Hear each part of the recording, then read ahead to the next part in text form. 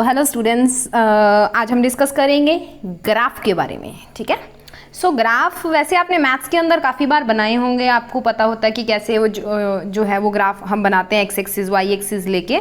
सो ऐसे कुछ आप लेते होते थे, ये आपकी एक्स एक्सिस होती थी और ये आपकी वाई एक्सिस होती थी। ठीक है, एक एक्स एक्सिस और वाई एक्सिस, जैसे आप इसको अब्सिस्सा और ऑर्डिनेट बोलते होते थे। ठीक है, तो एक्स एक्सिस और वाई एक्सिस ये बनता था और बीच में ये वाला जो पार्ट था that is known as origin, इसको ओरिजन बोलते थे। यहाँ से आप 1 2 3 4 अपनी रीडिंग स्टार्ट करते थे, जितना भी गैप लेते थे ऐसे ग्राफ बनाते थे।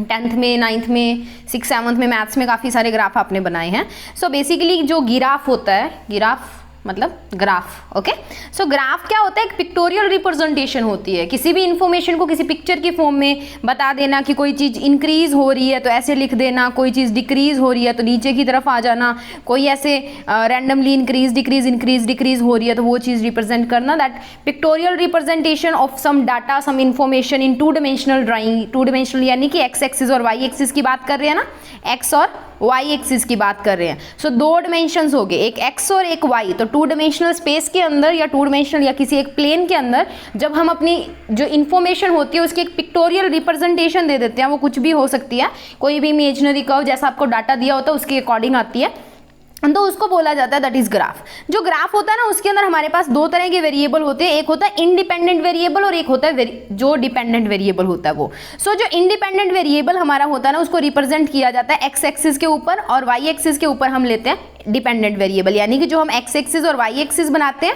यहाँ पे एक्स के ऊपर आप वो वाली क्वांटिटी लोगे जो आपकी इंडिपेंडेंट है, किसी के ऊपर डिपेंड नहीं कर रही है, किसी के ऊपर निर्भर नहीं कर रही है, और वाई आपकी वो क्वांटिटी होगी जो इस वाले एक्स के ऊपर जो क्वांटिटी आएगी उसके ऊपर डिपेंड करेगी।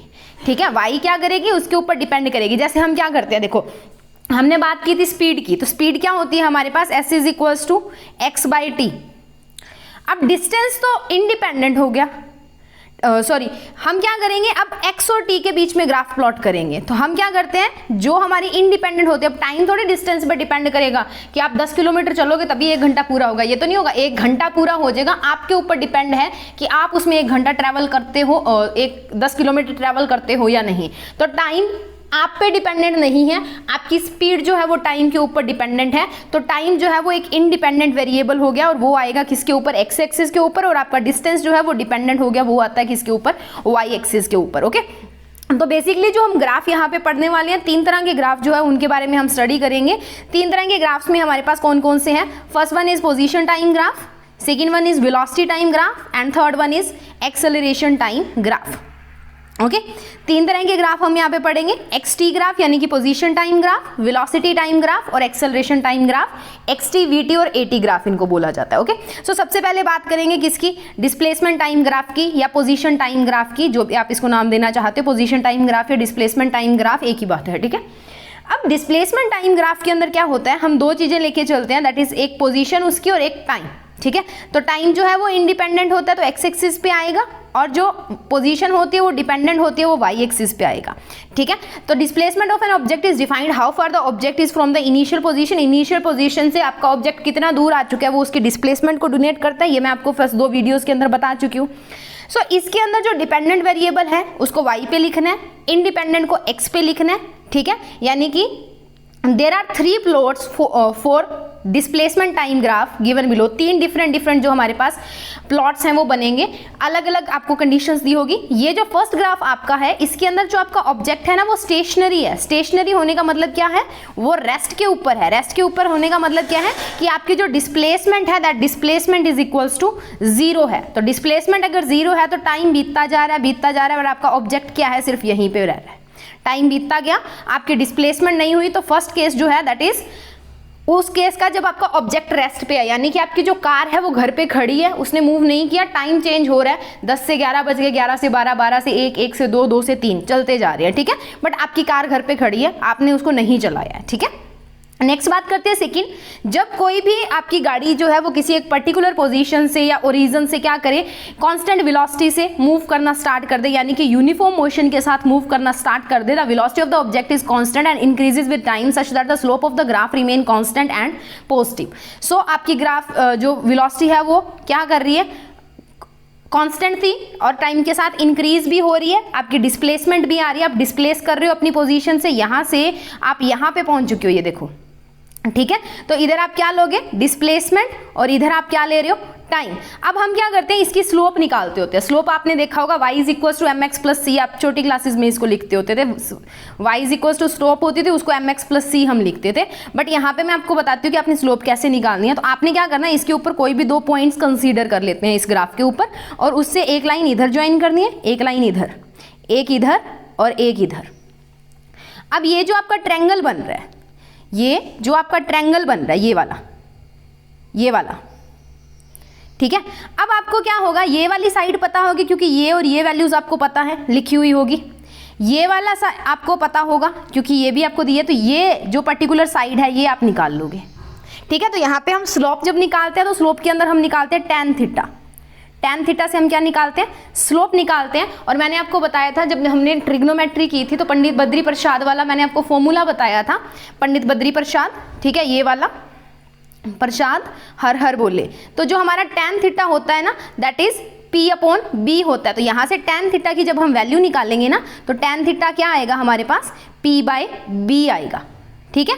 तो यहाँ से जब आप इस ट्रायंगल की बात करोगे तो ये एक राइट एंगल ट्रायंगल बनेगा। यहाँ से आपने परपेंडिकुलर अपॉन बेस जब करोगे तो आपके पास एक टैन थीटा की वैल्यू आएगी, वही आपके पास जो है वो स्लोप आएगी, और उसी से आपको जो सारी इन्फॉर्मेशन है वो मिलेगी। उसके बाद में थर्ड की बात करते हैं, the acceleration, the velocity and the displacement are constant, slope of the graph increases with time.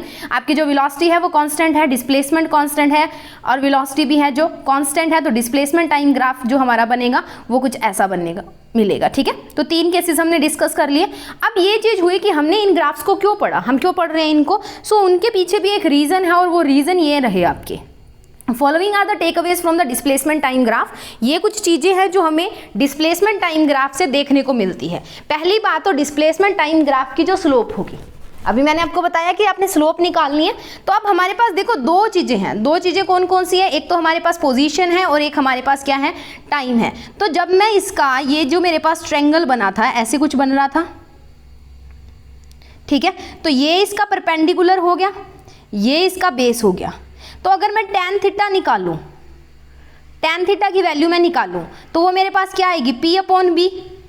अब देखो ये P क्या है, यहाँ से मेरे को यहाँ से वैल्यू मिलेगी, इस x से वैल्यू मिलेगी, यानी कि ये किसके टर्म्स में आएगा, x के टर्म में, और ये वाला B जो है वो मेरे को यहाँ से मिलेगा, और इधर कौन दिया हुआ है, हमें T दिया हुआ है, तो यानी कि ये किसके टर्म में आएगा, T की टर्म में। और velocity displacement divided by time is velocity. So जो स्लोप होगी आपकी डिस्टेंस टाइम ग्राफ की, वो क्या देगी आपको, वेलोसिटी देगी, ओके। उसके बाद में constant velocity is explained in the straight line while the acceleration is explained bye curve line. अब कांस्टेंट वेलोसिटी जो है ना वो एक्सप्लेन की गई है स्ट्रेट लाइन से। कांस्टेंट वेलोसिटी होने का मतलब यूनिफॉर्म चल रही है आपकी चीज, बट एक्सेलरेशन कब आता है, जब चेंज इन वेलोसिटी आती है, मतलब आपकी वेलोसिटी चेंज हो रही है बट यूनिफॉर्मली चेंज हो रही है, एक जैसी चेंज हो रही है टाइम के साथ। तो इसीलिए जो हमारे पास कांस्टेंट वेलोसिटी होती है उसकी लाइन तो जो है उसे रिप्रेजेंट कर देते हैं ऐसे, बट वही केस अगर हम एक्सेलरेशन का लेते हैं तो हम उसको ऐसे रिप्रेजेंट करते हैं जो मैंने अभी आपको ऊपर ग्राफ में दिखाया, ये वाला, ठीक है। सो इसीलिए लेते हैं क्योंकि वेलोसिटी डिस्प्लेसमेंट पे डिपेंड करती है और जो एक्सेलरेशन है वो चेंज इन वेलोसिटी पे डिपेंड करता है। नेक्स्ट बात करते हैं पॉजिटिव स्लोप का मतलब क्या होता है, जो मोशन आपका है वो पॉजिटिव डायरेक्शन के अंदर है। नेगेटिव स्लोप का मतलब क्या होगा कि जो मोशन आपका है वो नेगेटिव डायरेक्शन के अंदर है। और अगर आपकी स्लोप की वैल्यू tan थीटा की वैल्यू 0 आ जाती है, दैट मीन्स कि आपका जो मोशन है वो है ही नहीं, वो रेस्ट के ऊपर है, ठीक है, वो रेस्ट के ऊपर होगा। अब रेस्ट वाला केस अगर मैं देखूं और उसकी मैं स्लोप निकालूं, इसकी मैं स्लोप निकालूं, तो यहाँ से तो सिर्फ t की वैल्यू आएगी, x की वैल्यू तो आएगी नहीं। तो मैं यहाँ पे अगर x2 माइनस x1 करूं, मान लो t1 के ऊपर वो x1 पे था और t2 के ऊपर x2 पे आया है, यहाँ से क्या होगा t2 माइनस t1 होगा। अब t2 माइनस t1 की वैल्यू तो यहाँ से आएगी, पर x2 माइनस x1 तो 0 हो गया ना, क्योंकि यहाँ से कुछ हिला ही नहीं, ठीक है। तो ये हमारे पास क्या आ गया, आंसर 0 आ गया, ओके। सो यही बात हम करते हैं same, that is velocity time graph की। वेलोसिटी टाइम ग्राफ का मतलब क्या है, एक एक्सिस पे आपका टाइम होगा, दूसरी एक्सिस पे आपकी वेलोसिटी होगी।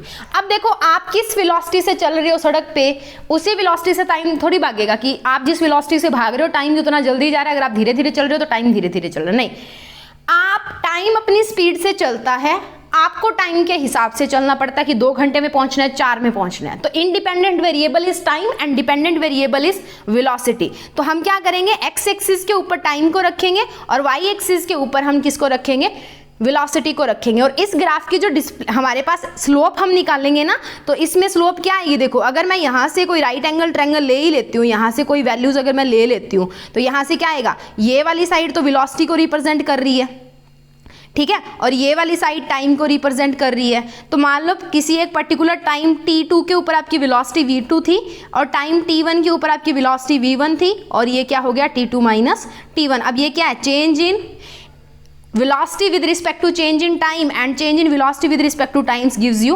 acceleration। ओके, एक्सेलरेशन देता है। सो यहाँ से जो आपकी स्लोप आएगी, वेलोसिटी टाइम ग्राफ की जो स्लोप है वो आपको क्या देती है, एक्सेलरेशन की वैल्यू देती है। Therefore it can be set the slope is equal to the acceleration. नीचे आपको कुछ वेलोसिटी टाइम ग्राफ दिए हुए हैं कि अगर आपकी कांस्टेंट स्पीड है, कांस्टेंट वेलोसिटी है, तो दैट मीन्स कि आपकी जो कर्व लाइन आएगी वो सीधी स्ट्रेट लाइन आएगी एक्स एक्सिस के पैरेलल। अगर यूनिफॉर्म एक्सेलरेशन है, यानी कि आपकी जो वेलोसिटी है वो कॉन्स्टेंटली चेंज हो रही है, मतलब ये नहीं है कि कभी आपने बढ़ा ली, कभी कम कर ली, बढ़ा ली, कम कर ली। अगर आप बढ़ा भी रहे हो तो वही सेम रेशियो के अंदर, मान लो 20 मीटर पर सेकेंड से ही बढ़ा रहे हो, तो यूनिफॉर्म एक्सेलरेशन ऐसे जाएगा। नॉन यूनिफॉर्म एक्सेलरेशन में आपकी कर्व बन जाएगी, और रिटार्डेशन का मतलब क्या होता है, उल्टा हो जाएगा।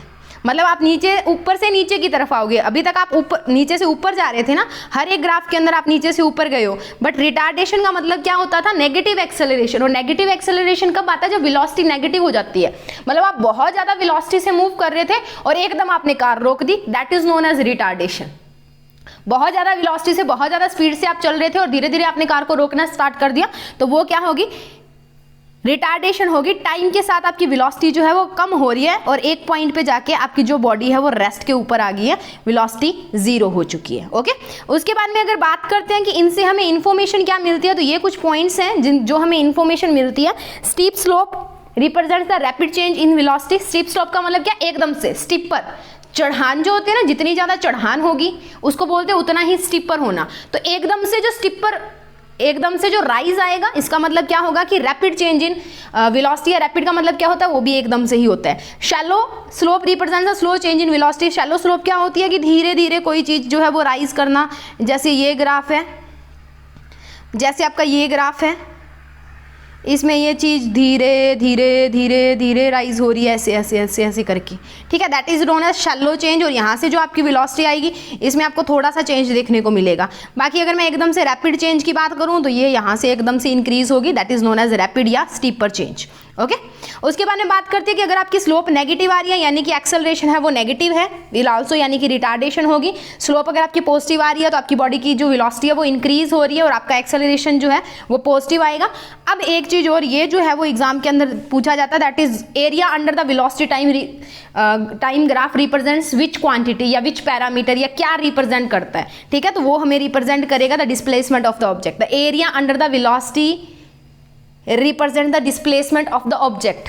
अब ये कैसे करेगा, देखो ना, अब इंटीग्रेशन लगेगी, इंटीग्रेशन लगेगी तो वेलोसिटी का इंटीग्रेट करते हो तो क्या मिलती है, डिस्प्लेसमेंट ही मिलती है। मैंने आपको प्रीवियसली जो वीडियो करवाई थी उसके अंदर मैंने आपको बताया था कि किसको कितने टाइम इंटीग्रेट करना है या क्या करना है। तो अब इसने बोला area under velocity time graph. अब एरिया जो आएगा उसके अंदर बेसिकली आप वेलोसिटी के अंदर चेंज ही देख रहे हो टाइम के साथ, और वेलोसिटी का जब हम इंटीग्रेट कर देते हैं, मैंने बोला था जब आपको इंटीग्रेशन करवाया था, इंटीग्रेशन आपको एक एरिया की इंफॉर्मेशन देता है। तो आज जब एरिया का बात आ गई ना और वेलोसिटी टाइम ग्राफ, तो वेलोसिटी का जब इंटीग्रेशन करते हो आप तो आपके पास क्या आएगी, डिस्प्लेसमेंट आएगी। तो area under the velocity time graph का मतलब क्या है कि उसका जब आप इंटीग्रेट करोगे तो आपके पास क्या आएगा, तो इंटीग्रेट करने पे आपको डिस्प्लेसमेंट मिलेगी। ओके, दूसरी बात अगर मैं करूं कि कैसे आएगा, तो देखो हमारे पास हम चेंज इन वेलोसिटी देख रहे हैं। यहाँ पे चेंज इन वेलोसिटी, वेलोसिटी क्या होती है, दैट इज dx/dt, यही होती है। तो हम क्या करेंगे, छोटी छोटी डिस्प्लेसमेंट्स बनाते जाएंगे, और ये टाइम के साथ चेंज देख रहे हैं, तो ये क्वांटिटी इधर आएगी तो ये बन जाएगी v dt, और इधर बन गया dx। अब इसका इंटीग्रेशन करोगे तो dx का इंटीग्रेशन होता है x, और ये इधर से क्या बन गया हमारे पास v। तो जो वेलोसिटी टाइम ग्राफ की इंटीग्रेशन हमने की है उससे हमें क्या मिल रहा है, x मिल रहा है। तो ये हो गया यहाँ पे खत्म। सो ये चीज़ आपने ध्यान रखनी है कि स्लोप जो होगी वो आपको एक्सेलरेशन देगी, बट एरिया अंडर जो द ग्राफ जो आएगा वो आपको क्या प्रोवाइड कराएगा, डिस्प्लेसमेंट। ओके, नेक्स्ट बात करते हैं आज के last type of graph, that is acceleration time graph. Acceleration time graph का मतलब acceleration is on y axis and time is on x axis. Okay, independent कौन है, एक्स एक्सिस है। The slope of the acceleration time graph represent time graph is known as jerk. जो slope होती है उसको क्या बोला जाता है, जर्क बोला जाता है। ये आपको दिया हुआ है कि जब आपकी बॉडी रेस्ट पे है तो क्या हो रहा है, uniform acceleration and non uniform acceleration, ये 3 ग्राफ आपको यहाँ पे दिए हुए हैं। ठीक है, उसके बाद में ये है कि हमें इन ग्राफ से क्या देखने को मिलता है, तो इसका मतलब क्या है कि अगर स्लोप 0 है then the motion is said to be have constant acceleration. अगर हम इनकी जो है स्लोप निकालते हैं और वो हमारी 0 आ जाती है, 0 आने का मतलब क्या होगा कि एक्सेलरेशन जो है वो कांस्टेंट है और area under the graph represents the change in velocity. अब देखो, एक्सेलरेशन टाइम ग्राफ का एरिया, एक्सेलरेशन का जब इंटीग्रेशन करते हो वेलोसिटी मिलती है ना, एरिया का मतलब क्या था, इंटीग्रेशन। तो एक्सेलरेशन का इंटीग्रेशन करते हो क्या मिलता है, वेलोसिटी मिलती है। तो वही चीज एक्सेलरेशन टाइम ग्राफ के अंदर जो भी एरिया आएगा वो आपको रिप्रेजेंट कराएगा किसको, वेलोसिटी जो है वो आपको देगा, यानी कि चेंज इन वेलोसिटी जो है वो प्रोवाइड करेगा। देखो उल्टा हो जाता है। अब एक्सेलरेशन टाइम ग्राफ की बात हम करते हैं तो एक्सेलरेशन क्या होता है, dv/dt, dv/dt होता है। अब ये बोल रहा है कि एरिया, तो एरिया करने के लिए हम क्या कर देते हैं, इंटीग्रेशन कर देते हैं। इंटीग्रेशन करोगे यहाँ से तो dv का इंटीग्रेशन क्या हो गया, v, तो यहाँ से एरिया की आ गया, तो एरिया किसके इक्वल आ रहा है, वेलोसिटी के इक्वल ही तो आ रहा है। इंटीग्रेट कर दिया ना, ठीक है। तो ये कुछ हमारे ग्राफ थे जो हमने आज डिस्कस किए हैं, बहुत इंपॉर्टेंट है। इनमें से एक क्वेश्चन जो है वो पेपर के अंदर पूछा जाता है कि जो xt ग्राफ है उसकी स्लोप क्या रिप्रेजेंट करती है, vt ग्राफ है उसकी स्लोप क्या रिप्रेजेंट करती है, at ग्राफ की स्लोप क्या रिप्रेजेंट करती है, या एरिया अंडर xt ग्राफ क्या रिप्रेजेंट करेगा, एरिया अंडर vt ग्राफ क्या रिप्रेजेंट कर रहा है, area under acceleration time graph क्या रिप्रेजेंट कर रहा है।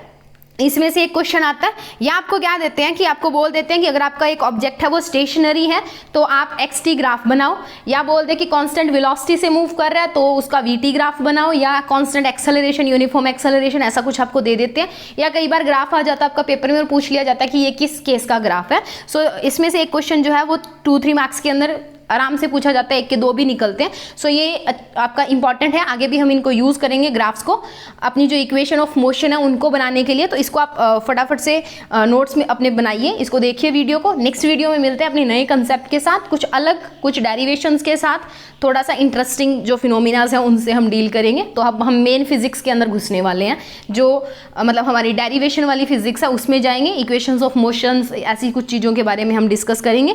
सो आज के लिए इतना ही, इसको देखिए, अपने नोट्स प्रिपेयर कीजिए, और ये जो आपको नोट्स हैं ये आपको कमेंट सेक्शन के अंदर मिल जाएंगे। बिल्कुल आप जो वीडियो के नीचे देखते हैं जहाँ पे कमेंट होता है, फर्स्ट कमेंट के अंदर आपको नोट्स